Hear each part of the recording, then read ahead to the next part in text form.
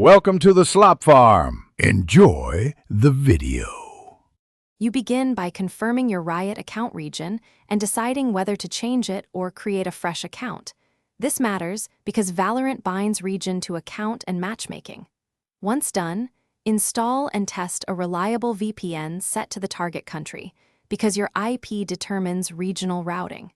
Make sure the Riot client is closed before you connect. Close background apps that reveal location. Then connect the VPN and verify your public IP shows the target region. This prepares the client-side component. Now you perform the switch. With the VPN active to the target country, launch the Riot client so the handshake happens under that IP. Riot services will detect the location.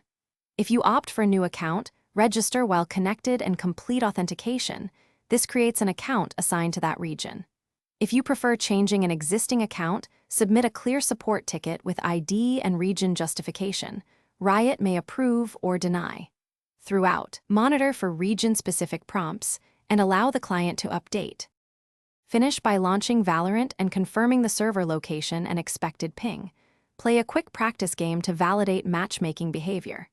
If the client still shows the old region, flush DNS, disable IP6, restart your router and PC, reconnect the VPN to the same exit, then relaunch the client. These steps clear cached routing. If problems persist, collect logs and screenshots. Then escalate to Riot support with your ticket. This saves time because they can see account state and server flags. Thanks for watching. Consider subscribing if we helped you today.